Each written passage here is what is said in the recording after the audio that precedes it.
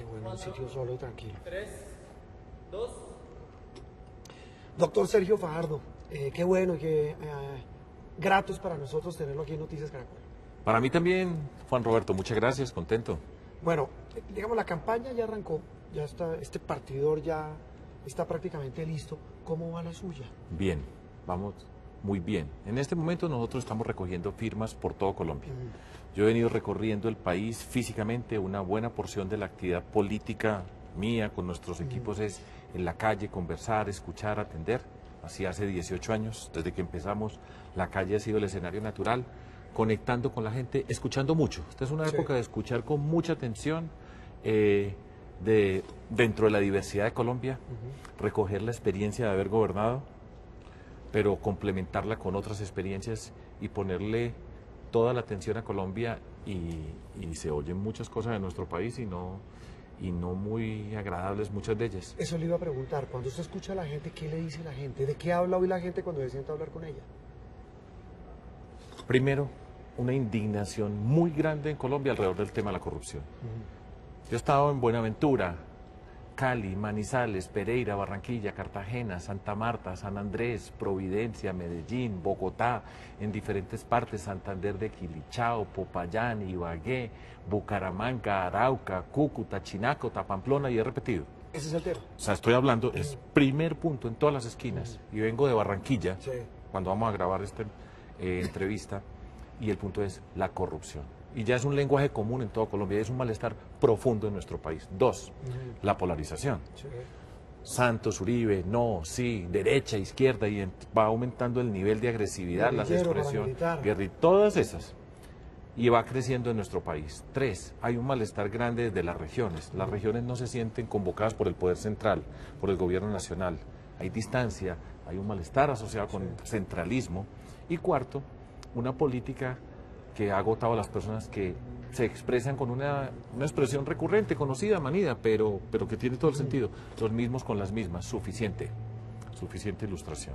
Esa Colombia se traduce en una Colombia, y a mí no me gusta esta característica porque no es lo que yo quiero, no, para nuestro país, pero hay una desconfianza gigantesca en Colombia y una desesperanza. O sea, el espíritu colombiano hoy es un espíritu que no está en el mejor de los tonos, y es una Colombia que tenemos que cuidar porque estamos en política, y esto va a ser en política que vamos a responder muchos de los interrogantes. Mire, esta semana usted le concedió una entrevista al diario El Espectador y casualmente extraje una frase que creo que resume un poco todo lo que usted dice. La gente no le cree a nadie, ni a los partidos, ni al Congreso, ni al gobierno, y es un costo dramático para la sociedad. ¿Qué tanto nos ha costado y cuánto nos va a costar reconstruir esa confianza de la sociedad en todos estos elementos que se supone deben cohesionar y hoy lo que hacen es dividir? Sí, y es lo que digo aquí, y es lo que te acaba de responder en la pregunta anterior. Y estamos en una situación inédita. Doy 3, 4 situaciones que estamos viviendo en Colombia, simplificando muchísimo. En otra época era el narcotráfico que atentaba contra el Estado colombiano, y todos estábamos con el Estado, con miedo, con la barbaridad que significa ese narcotráfico, pero estábamos unidos fundamentalmente sobre el tema del narcotráfico, apoyando al Estado. La guerrilla enfrentando al Estado, la gran mayoría unidos alrededor del Estado, enfrentando a una fuerza que nos quería destruir. Pero el problema que tenemos hoy en Colombia es que es adentro, ya no hay uno por fuera u otro por fuera donde podamos poner una excusa externa, sino es entre nosotros. Es decir, nos quedamos sin enemigo externo. No hay enemigo externo, es entre nosotros que tenemos que resolver el tema, y por eso a Colombia hay que cuidarla, y yo soy reiterativo en decir, tenemos que cuidarnos de la polarización, en el sentido de que dividamos en un bando, estar en un bando, unos contra otros, está conmigo o en contra mía, y nosotros en Colombia tenemos que ir aprovechando los avances que hemos tenido para construir, para darnos la oportunidad de ser diferentes sin ser enemigos y empezar a construir una sociedad distinta. Pero la tentación es polarice, esa polarización se convierte en miedo, rabia, agresividad, y sobre esa forma de la política, en la historia de Colombia hemos visto una y otra vez cómo la violencia física aparece como un recurso al final de todo esto. Y a mí me preocupa y hay que cuidarla y recuperar la confianza. Es un proyecto político, que la gente vuelva a creer, que se pueda mirar con transparencia la gestión pública, que la justicia recupere la majestad de la justicia, que ser político no sea una expresión de horror, que un partido político represente seriedad, dignidad. Ese es un reto muy grande que tenemos nosotros en Colombia y esa es parte de la tarea que tengo que hacer yo como líder político en lo que estamos construyendo. Basado, digamos, en ese discurso, en esa filosofía suya, doctor Fajardo, de hacer política, viene el tema de la coalición. ¿Cómo va esa definición de la coalición? Hablo digamos, el encuentro suyo con Claudia López y con Jorge Robledo para buscar esa coalición. Vamos bien, pero explico. Sí.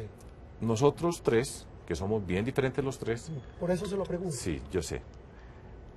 Tenemos un punto en común para empezar, la lucha contra la corrupción y el clientelismo. El clientelismo es una palabra muy elegante para decir mermelada en términos más modernos o la forma como se hace la política. Puestos y contratos, para decirlo de otra manera. Sí. Ese es un punto en común, fundamental para transformar a Colombia y eso tiene una respuesta en la política. Ahora, nosotros tenemos un grupo de personas que estamos discutiendo acerca de las ideas que tenemos, la mirada que tenemos, que discrepamos en unos puntos. Y tenemos que llegar eventualmente a presentarle al país una lista. Esta es nuestra propuesta conjunta. Si no hay esa propuesta, no hay alianza. Y tenemos que pasar y discutir y confrontar. Somos diferentes, dentro de la diferencia ver si somos capaces de encontrar puntos de acuerdo para proponerle al país para avanzar. Ahí vamos. Igualmente, esto tiene que ir acompañado de los procesos de selección de qué persona representa a la coalición en caso que logremos finiquitarla, qué pasa con las listas al Congreso. ¿Quién es el candidato? Exacto. Vamos bien. Ahora, esto requiere discusiones. Hay una incertidumbre política muy grande en Colombia. Sí. En el Congreso de la República la reforma política no avanza, nadie sabe cuáles son las reglas, que es parte de lo que pasa en nuestro país. Usted no sabe cuáles son las reglas, se pueden hacer coaliciones, no se pueden hacer, se pueden presentar. La respuesta es no sabemos. ¿Por qué? Porque en el Congreso no responde. Si no se aprueba la reforma política que está en este momento en curso en el Congreso, ¿qué pasa con esa coalición? Expliquémosle un poco a los colombianos para que entendamos esa dinámica. Pues no sabemos todavía mucho. Estamos trabajando en toda esta cuestión programática. Sí. Repito, tiene que quedar por escrito y decir, esta es la forma como entendemos nuestra sociedad. Eso requiere discusión, se hace, sí, y con buena voluntad y con la inteligencia de la gente lo hacemos. Ahora, ¿cómo nos vamos a presentar nosotros para las elecciones? Los partidos, el Polo Democrático y el Partido Verde, tienen sus listas entonces al Congreso de la República. Yo lidero el movimiento Compromiso Ciudadano, yo me presento por firmas, es lo que estamos recogiendo hoy en Colombia. No, la reglamentación no ha salido para permitir que los movimientos políticos se formalicen en el sentido de tener una personería jurídica, eso está embolatado. Entonces, todavía no tenemos claro cómo puede ser esta forma de unirse con respecto a las elecciones parlamentarias y a la eventual selección del candidato en el contexto de la consulta que se puede hacer en las elecciones parlamentarias o escogemos otro mecanismo para fortalecer el trabajo conjunto. Todavía nos falta. Yo quisiera poder decir más, sí, pero pues ahí vamos exactamente. Yo quiero que funcione, yo creo que lo podemos hacer, pero tranquilidad, vamos tranquilidad, cada uno va haciendo su trabajo y yo estoy contento. ¿Quién está frenando esa reforma o para qué cree usted que la están frenando? Pues yo creo que es relativamente sencillo mirar qué intereses se mueven en el Congreso de la República para que otras expresiones políticas no prosperen. Como la de ustedes. Por ejemplo, la que yo lidero, y habrá otras en Colombia, por supuesto. Pero igual, eso no es problema, eso es un obstáculo. Pero nosotros de obstáculos sabemos y obstáculos superamos y no nos vamos a desviar y nos vamos, lo que estamos haciendo, conectando con la gente, sí, creciendo. Y nos vamos preparando para lo que es una gran confrontación. Para cerrar ese capítulo de la reforma, doctor Fajardo, si la reforma no pasa, se está muriendo, está agonizando en el Congreso. Si no pasa, ¿qué viene para usted y para esa coalición? Trabajar más, más duro, conectar con la gente, siempre conectar con la gente, estar en sintonía con las personas. Aquí hay un malestar monumental con esa estructura política, sí, con esos partidos políticos que no han dado respuestas y expresiones independientes, alternativas, como la que yo lidero desde hace 18 años, tienen una gran posibilidad de pasar una página de la política en Colombia y ser la primera ocasión donde una expresión política diferente gobierna con seriedad, basados en lo que nosotros hemos hecho. Y yo siento que vamos por ese camino. Ahora hay que lucharla, esto es agrio, muchas cosas pasan acá, se combinan todos los medios de lucha, pero tengo esa fe profunda, ese pálpito de que lo podemos hacer. Ya en la Ola Verde fue un primer anuncio, esto fue en el 2010, nosotros nos enfrentamos con el gobierno, en ese entonces candidato Juan Manuel Santos, que fue el candidato que le recibió los 3 huevitos al entonces presidente Álvaro Uribe, y nosotros nos enfrentamos, nos faltó, pero yo creo que con lo que va pasando, la manera como han transcurrido las cosas, va a llegar el momento y creo que es este. Se lo han preguntado varias veces, pero le insisto, Okay. porque es que esto es política. Están en esa coalición Jorge Robledo del Polo, Claudia López de los Verdes, está Sergio Fajardo. ¿Cabe alguien más? Sí, yo sé que me preguntan y la respuesta siempre es la misma. Primero, organicémonos nosotros. Si no tenemos esta, no nos podemos desconcentrar pensando si esta u otra persona. En ese sentido, yo soy riguroso matemático. Hagamos lo que tenemos que hacer. Cuando yo hablo con mis estudiantes y siempre les estoy diciendo, primero entiende el problema. Antes de empezar a resolver, entienda lo que suena muy elemental. Y una vez que lo entiende, aísle las componentes principales. Mire qué conexiones hay, empiece a trazar un camino para recorrerlo, para resolverlo. Y vaya en orden. Y el primer paso es este, que entre nosotros seamos capaces de hacerlo. Entonces, por ahora, concentrados entre nosotros, yo no me desconcentro, me preguntan por este o aquella o acá. Le pregunto yo por Petro. Por eso le digo, ni por Petro, ni por uno, ni por otro. Primero nosotros, porque si no somos capaces de hacerla nosotros, pues entonces perdimos esta pregunta. Se la volteo Okay. y se la hago diferente. No le pregunto por Petro, pero cabe, por ejemplo, gente de la derecha. Usted dice, a mí no me encasillen, ni en derecha, ni en izquierda, ni en guerrillero, ni en paramilitar, ni en nada de lo que tenga que ver con la polarización. Pero en ese sentido, llega un señor como Uribe, llegan señores como gente de la U, y se lo pregunto por una cosa, porque eso también es muy de la naturaleza de nuestros políticos y de todos los políticos. Cuando a una campaña le empieza a ir bien, se empiezan a montar a los vagones, y seguro le van a empezar a tocar la puerta, a decir, venga, ¿sabe que su proyecto en medio de todo sí me parece bueno? ¿Será que me puedo montar? ¿Cómo va a ser ese proceso de selección de ese ingreso a esa coalición? Bueno, primer punto, porque algo dijiste acá. Cuando yo digo que ni de izquierda ni de derecha, a mí me gusta utilizar esta explicación. El presidente Macron, Francia, se destacó y fue un fenómeno político extraordinario, y él fue la persona que hizo visible la expresión ni de izquierda ni de derecha. Nosotros hace 18 años rompimos con esa forma de clasificar el mundo. Ni de izquierda ni de derecha, nosotros hablamos de principios, de cuáles son los problemas que queremos resolver, cuál es la forma como resolvemos y cómo gobernamos. Y no andamos dividiendo el mundo entre usted y usted, porque cuando usted pone esa barrera ya no puede conversar. Y nosotros hemos hecho de los argumentos, de la seriedad del razonamiento para explicar las cosas, la pedagogía como una forma de la política. Entonces, por eso es que yo digo, no me ponga dentro de todo eso, es porque no cabemos dentro de una clasificación que yo considero hoy obsoleta y que ya hemos demostrado qué tan obsoleta es. Y para nosotros poder, yo entiendo en la política, además en este recorrido, sin duda que hemos tenido experiencias desde gobernar, como goberné yo cuando llegamos a la alcaldía de Medellín. Yo no había tenido ni un solo cargo público y empecé como alcalde con nuestro equipo, cómo nos relacionamos con los concejales, cómo reconoce uno el valor de las personas, pero la clave de todo esto es, nos relacionamos por principios.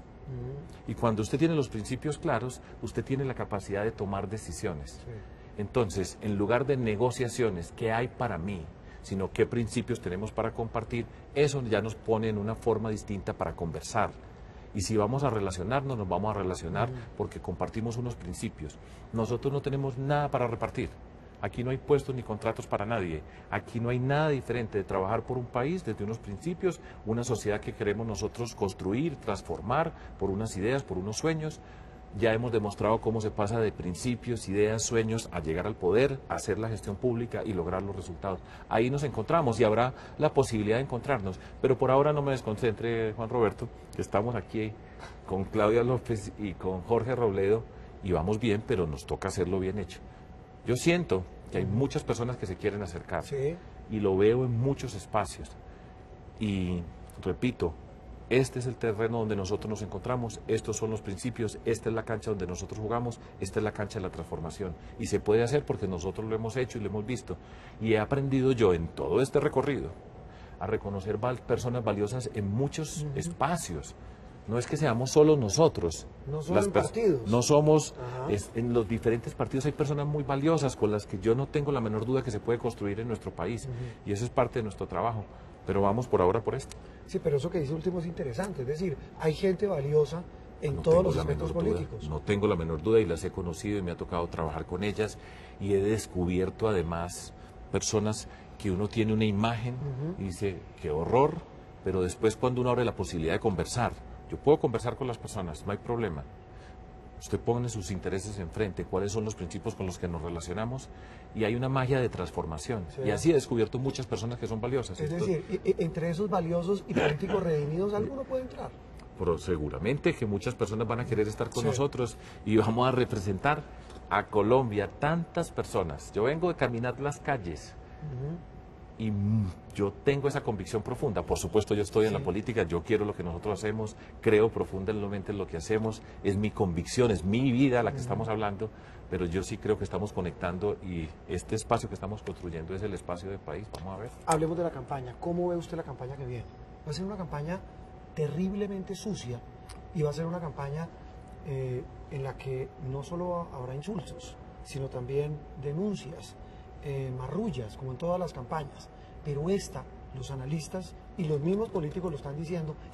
¿Cómo será de sucia y de terrible la campaña que se viene? Que los mismos políticos lo dicen en todo lado. Aquí lo decía la semana pasada Germán Vargas, lo han dicho todos. Va a ser una campaña terriblemente difícil. ¿Cómo la ve usted? Sí, sin duda, sucia, y además eso tiene que ver con lo que percibe la ciudadanía de la política. Mundo de la trampa, del engaño, de la agresión, de la mentira, y nosotros vamos a gobernar. De la calumnia. Exacto, pero entonces usted, ¿qué mira la gente cuando dice, mire lo que se dicen estas personas, cómo actúan, de qué manera actúan, y nos va a conducir en el país? Es que una de las paradojas más grandes que hay en Colombia es la siguiente. Las personas que toman las decisiones más importantes de nuestra sociedad son los políticos, de eso no tengamos la menor duda. Nos gobiernan. Así es. Y en quien menos cree la sociedad es en los políticos. Entonces, en quien menos creemos toma las decisiones más importantes. Y yo soy un profesor, y es mi convicción, y si volvieran a ser, volvería a ser un profesor. Es mi orgullo en la vida, porque escogí serlo.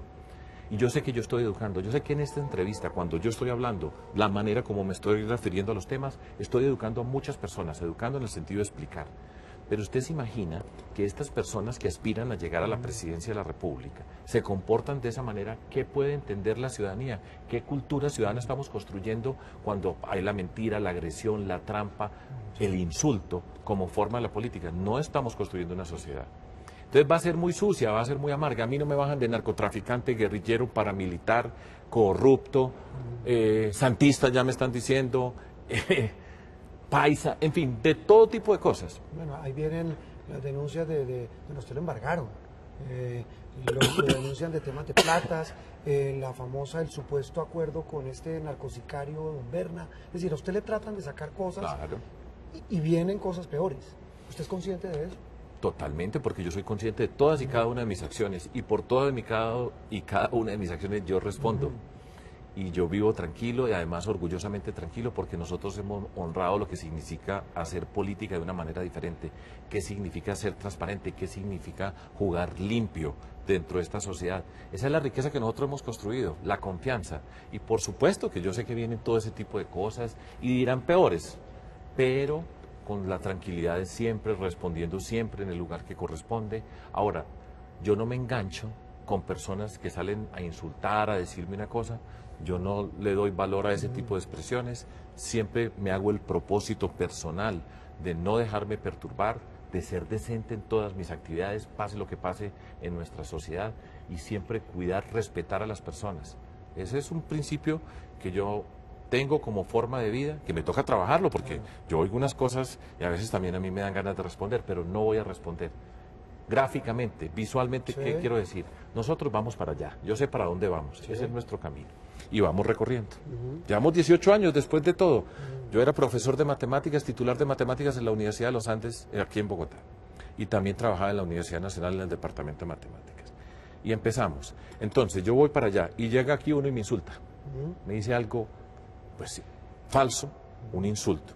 Si yo me vengo a responderle a este, después cuando me devuelva a retomar el camino me insultan de este lado y me quedo aquí dando vueltas. Los perros que ladran. esa es una frase, no la quería utilizar, pero la utilizaste tú, que es de Churchill. Si dice, usted se queda tirándole piedra a todo perro que le ladra, pues no llega a su camino. Pero este es el sentido. Entonces, mantenerse respetuoso, la manera como yo enrado la política, lo público, a todo este grupo de personas que vamos creciendo. Esa es la forma de ser y actuar, y por eso creo yo que precisamente esta propuesta es para conducir a Colombia, porque Colombia necesita pasar esta página. Esta Colombia no necesita más valentía del insulto, la agresión.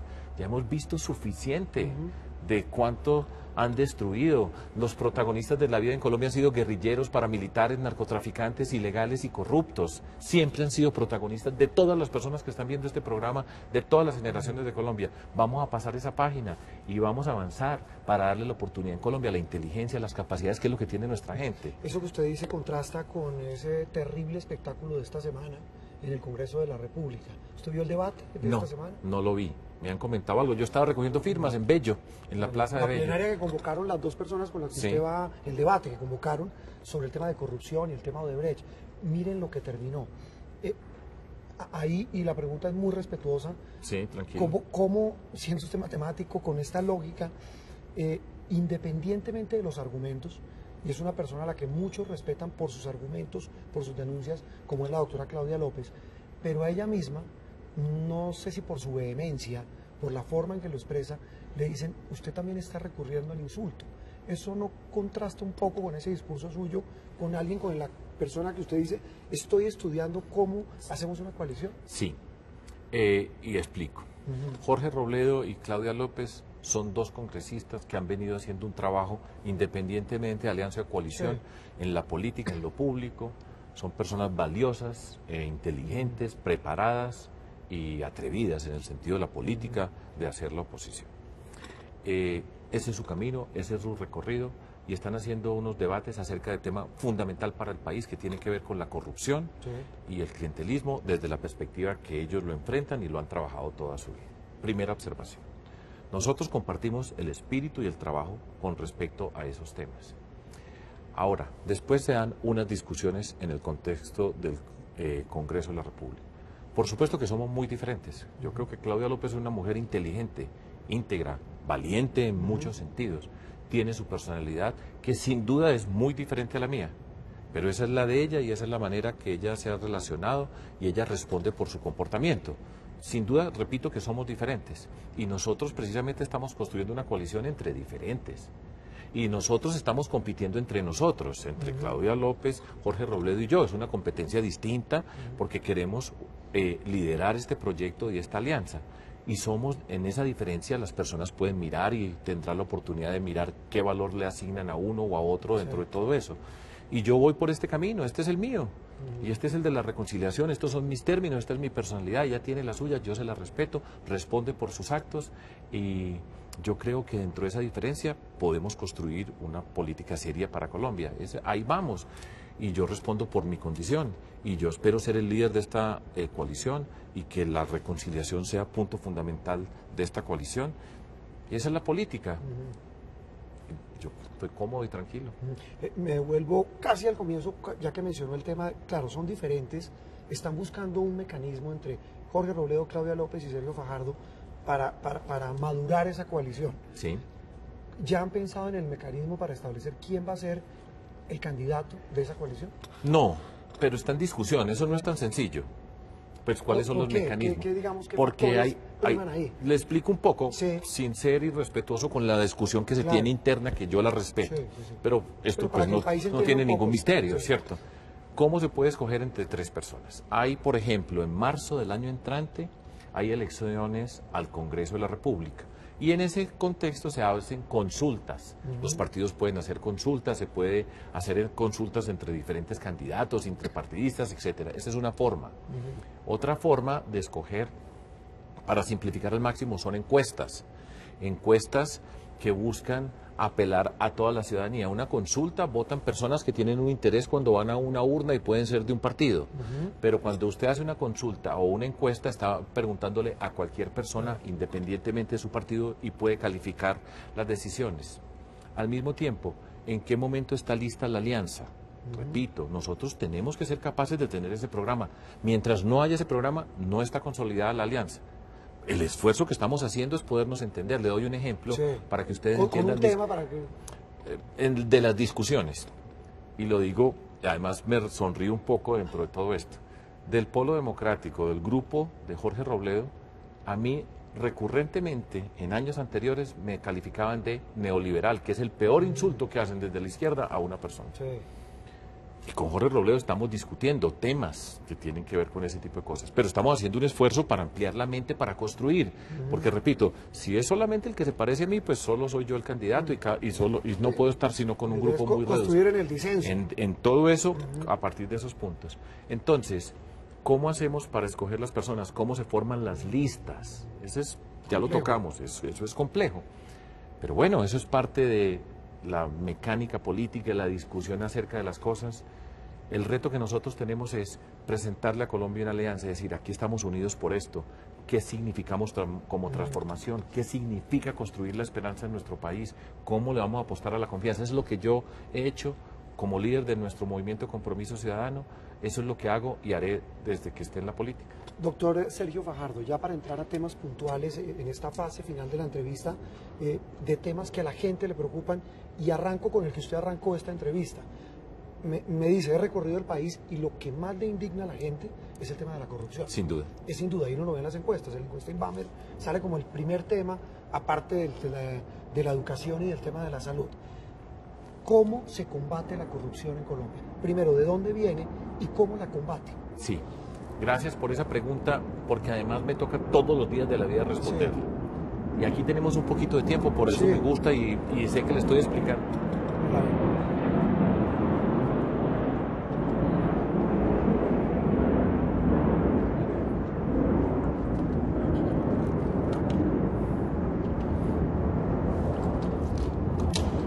Pasó un avión de qué, 3 pisos,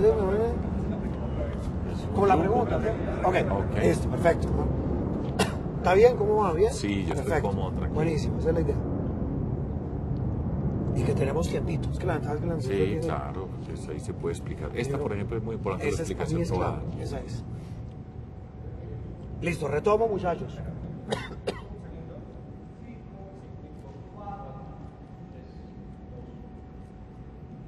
Doctor Sergio Fajardo, entramos en esta etapa final de la entrevista para hablar de un tema puntual que usted tocó al comienzo de este diálogo, en el que dice, mire, yo he hablado con la gente en todo el país y coincide con lo que dice la encuesta Inbamer. El principal problema, el que más indigna, el que más le duele a la gente hoy, es el de la corrupción. En ese tema puntual, ¿cómo lo va a enfrentar en un eventual gobierno suyo? ¿Cómo no solamente capotearlo, porque no solamente esquivarlo como un huracán, sino cómo meterse a ese ojo del huracán y cuál es la génesis, el comienzo de ese problema que hoy carcome a Colombia? Muy bien. El tema, todos los días de la vida yo hablo sobre este tema y doy varias explicaciones.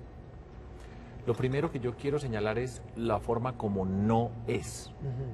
En Colombia estamos habituados a que cada problema que tenemos, inmediatamente una ley. Y entonces creemos que las leyes resuelven los problemas y no miramos la esencia del problema. El problema de la corrupción en Colombia, lo voy a decir cortico, es ético. Tenemos leyes, tenemos que mejorar las leyes, de eso no tengamos la menor duda. Hay experiencias de leyes que necesitamos implementar, bienvenidas, pero el problema es ético. Y voy a decir exactamente dónde está la corrupción en Colombia y cómo combatimos la corrupción, porque ese combate lo estoy haciendo hoy acá contigo y empieza desde la campaña. La corrupción entra al poder en las campañas. De la forma como se llega al poder, así gobiernan. Pagan para llegar y después llegan a robar. Un voto comprado es un robo asegurado. ¿Y cómo es ese robo? Miren, les explico de manera gráfica. Se junta este con este y con este, para que gane este. ¿Sí me entienden? Este con este y con este. Arman una empresa y van a aportar para que este señor gane, esta persona gane.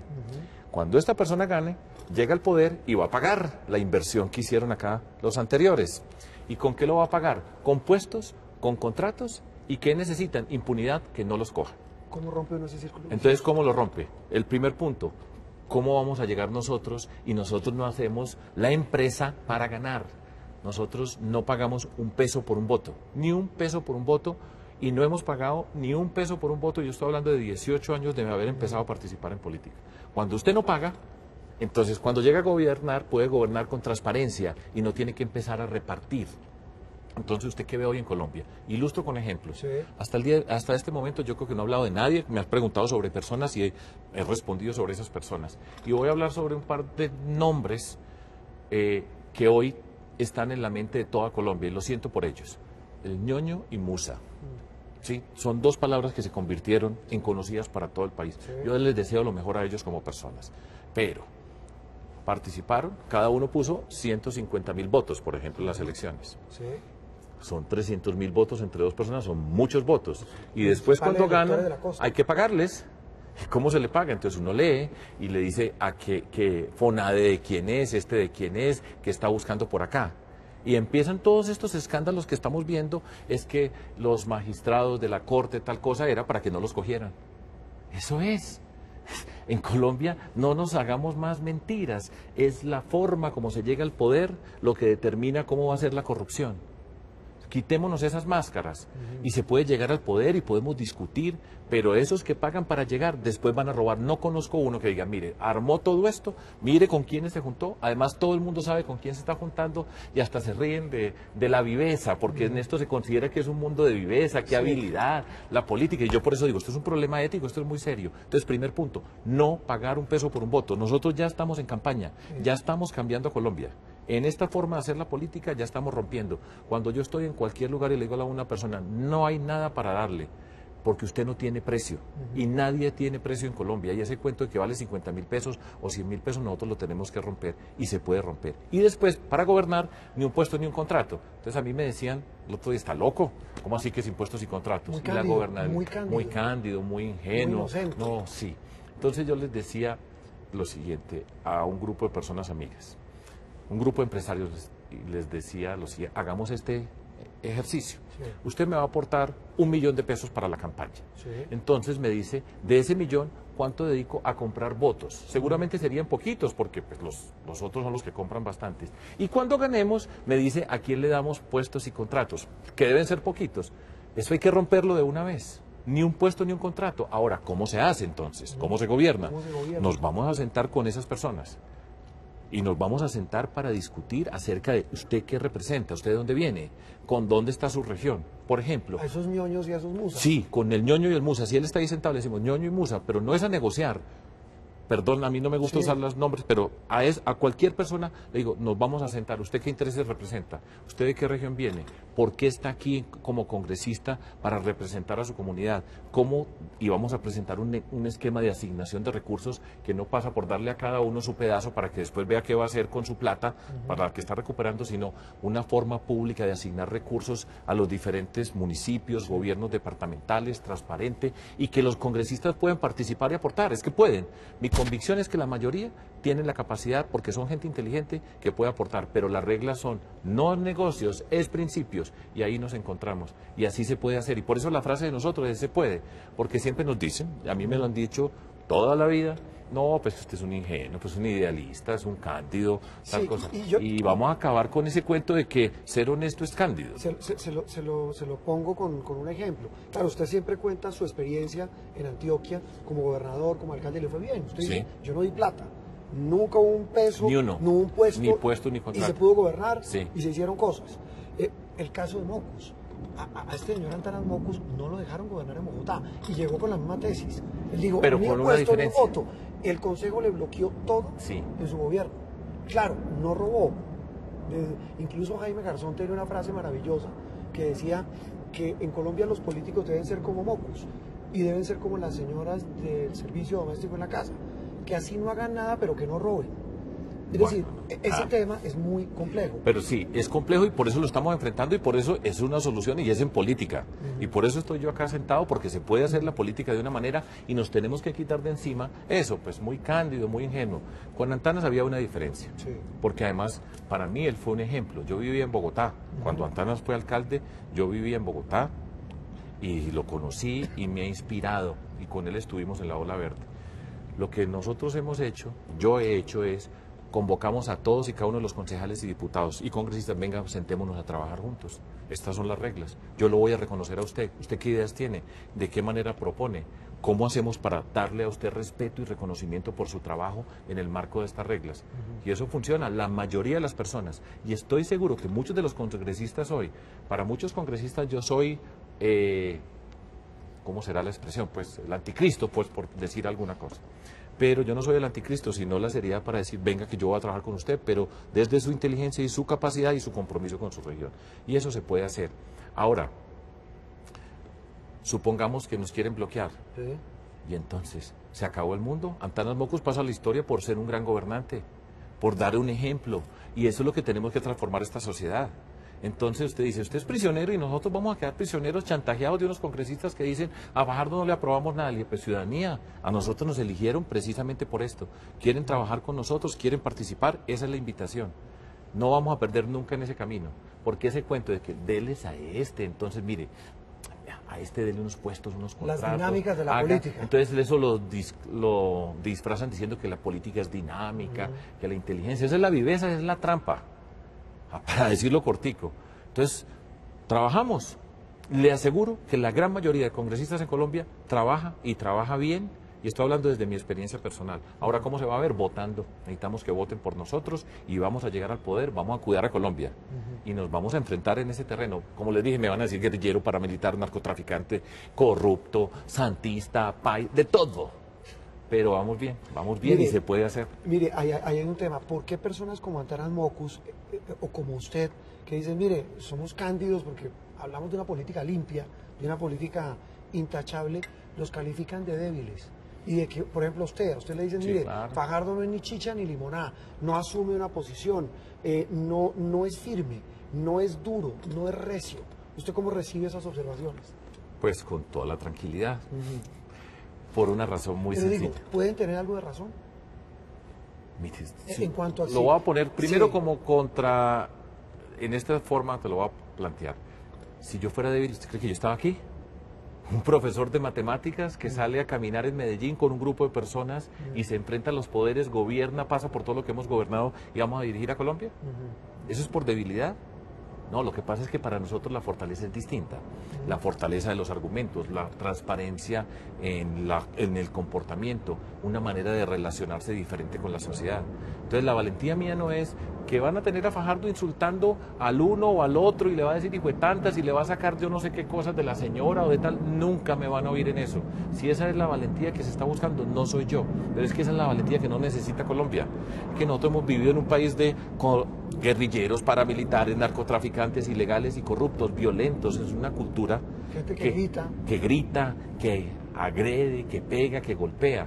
Y nosotros vamos para una sociedad que es la de Colombia, donde tenemos inteligencia, capacidad, no importa el lugar donde estemos, y esa es la que nosotros estamos escribiendo. Entonces es distintísima la fortaleza y la valentía. Entonces yo por eso no me molesto, entonces que me falta fuerza y que ni chicha ni limonada porque no ando agrediendo a uno o al otro. No, no se preocupe que yo, eso no me mortifica un solo segundo, no se me mueve nada por dentro, no me siento agredido y tranquilidad, que vamos a construir de otra manera y esa es la que yo creo, quiero y estoy convencido que la gran mayoría de personas en Colombia entiende y quiere. Le voy a hacer varias preguntas puntuales, doctor Sergio, de temas de la actualidad nacional. El acuerdo de paz con las FARC, ¿usted le cambiaría algo de llegar a la presidencia? Pero mire, esa pregunta, voy a empezar en orden. Yo estoy a favor de los acuerdos de paz y voté por el sí. Creo que han tenido una cantidad de inconvenientes y errores muy serios, que habitualmente son los que no se mencionan. Voy a decir el primer error que ha tenido el proceso de paz, lo tuvo y lo tiene, que me parece muy preocupante. Aquí no se hizo la pedagogía para la paz. A nosotros no se nos explicó durante 4 años y todavía no se está explicando.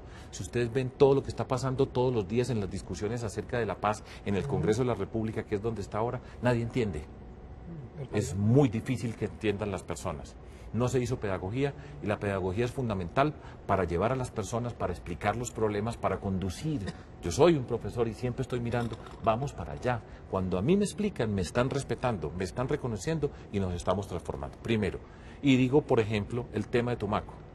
Lo tenía aquí en la lista. El tema de Tumaco es una fatalidad porque en Tumaco se sabía cuáles eran las condiciones que había en Tumaco, se sabía de los cultivos, se sabía quiénes estaban en contradicción allá, cuáles eran los conflictos. Se desmoviliza las FARC y el Estado tendría que haber llegado a ese lugar en primera instancia a ordenar, a coordinar, sabiendo la dimensión del problema. Dificilísimo el problema. Eso no quiere decir que hubiera sido fácil, pero cuando, ya lo dije anteriormente, usted sabe cuál es el problema, entiende el problema, pues ya tendría que haber tenido una solución a ese problema, estar trabajando en esa solución. Pero yo escucho el presidente Santos diciendo que ordena una intervención integral en Tumaco. Perdón, eso se tuvo que haber hecho desde noviembre del año pasado. Desde antes de la firma Por del acuerdo. supuesto que se tendría que haber hecho, porque ya el lugar se sabe que está en esa condición de problema. Porque entonces se empieza a debilitar el proceso, no por las discusiones, sino por la realización en el territorio, porque después de todo esto significa que vamos a llegar a nuestros territorios, el Estado va a ocupar los espacios, vamos a construir unas oportunidades, por ejemplo, en el sector rural, y lo que no va pasando es, le va quitando credibilidad, aparecen personas que van desertando de las FARC y se va deteriorando la credibilidad. Nosotros tenemos que cuidar el proceso. ¿Qué quiero yo? Y fíjese que dentro de estas discusiones, pues que funcione. Yo no hago parte del gobierno, yo no estuve en la negociación, yo no he ido a una reunión con las FARC, ni en público, ni en privado, nada. Pero ¿qué queremos nosotros? ¿Que esto se colapse? No, que se afine, que se mejore, que se convierta en una oportunidad. Y yo creo que se puede hacer y se puede hacer bien hecho. Entonces eso es lo que yo pienso con los acuerdos. Ahora, los acuerdos, cuando yo sea el presidente, el 7 de agosto, faltan 10 meses. Sí. Y todo esto que está pasando me lo van a entregar a mí. Entonces muchas veces me dice, ¿qué acuerdo le hace? Pero ¿cuál es el acuerdo? Si en este momento se está discutiendo la Justicia Especial para la Paz, se está tramitando, yo creo que son sanas las discusiones, fíjese, que haya objeciones. Creo que fue sano que la Corte Constitucional haya dicho, se puede discutir el acuerdo, no es simplemente que llegó y se fue como quiso el gobierno nacional, sino que se está discutiendo. Pero lo blindó. Hubo un fallo también que dice, los próximos 3 gobiernos no lo tocan. Lo blindó entre comillas, y eso es parte de la dificultad para explicarle a la ciudadanía. Explíquele usted a la ciudadanía qué significa blindaje jurídico constitucional. Es muy complicado, yo explico a mi manera. Se está diciendo, este acuerdo es un compromiso del Estado colombiano, que tiene un horizonte de 12 años, y se debe actuar en función de lo que se pactó, de acuerdo a lo que el Estado colombiano asumió como responsabilidad, y de buena fe.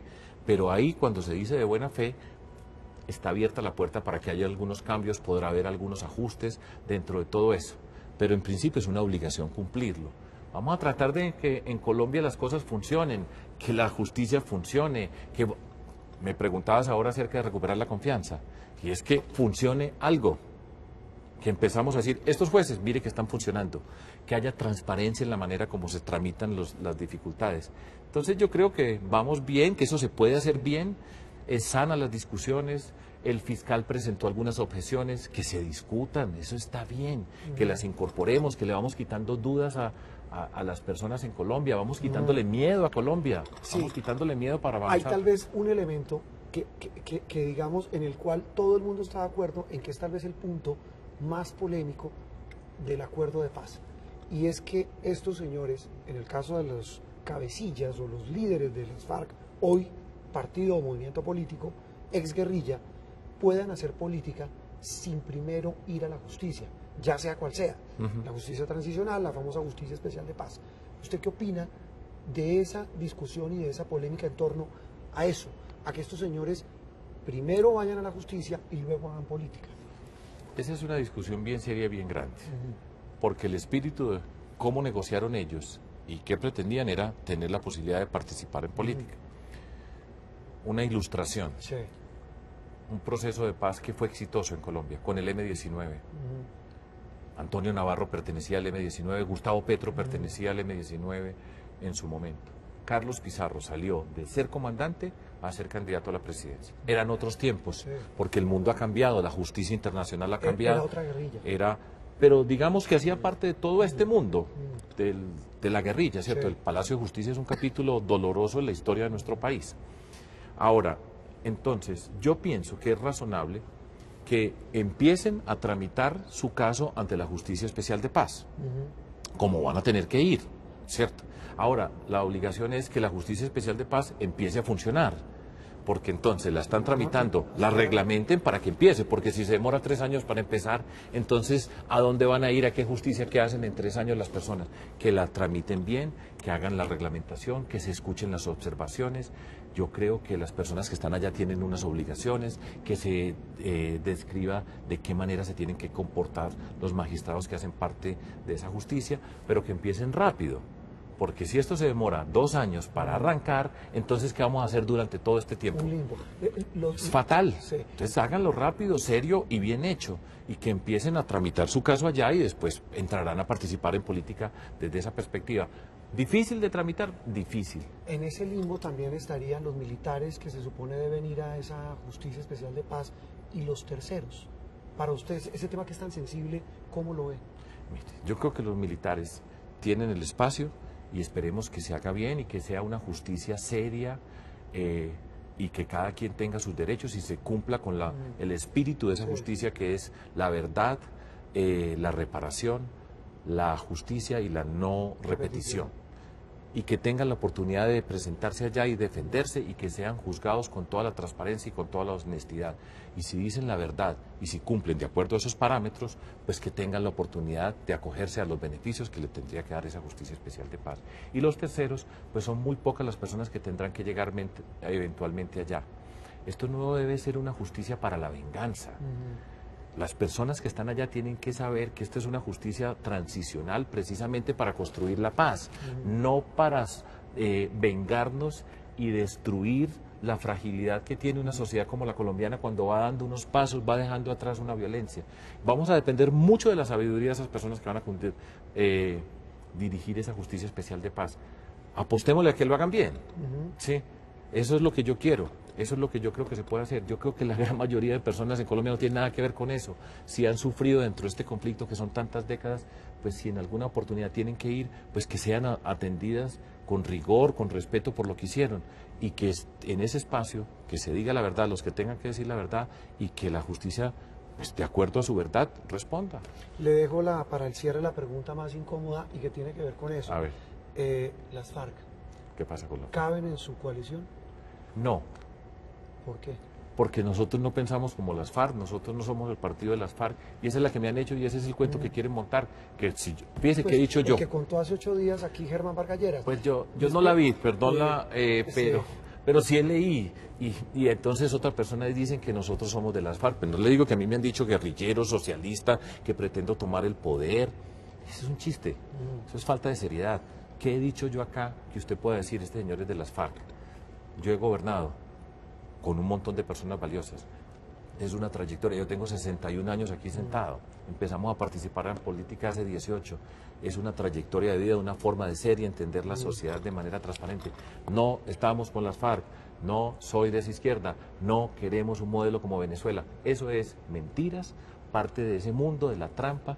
Ahora, ¿qué queremos? Argumentos, transparencia, decencia. No pudimos hablar de la educación, pero será la próxima. Será otro tema. La educación, la ciencia, la tecnología, la innovación, el emprendimiento y la cultura para escribir las nuevas páginas. Nos faltó hablar de la salud, el terrible tema de Medimás, el tema de la educación que usted menciona, la economía, es decir, los temas que a la gente de verdad le interesan.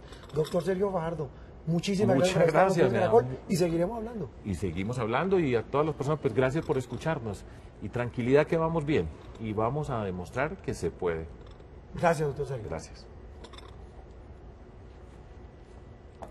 Bueno, pues conversamos muy bien. Muy bien.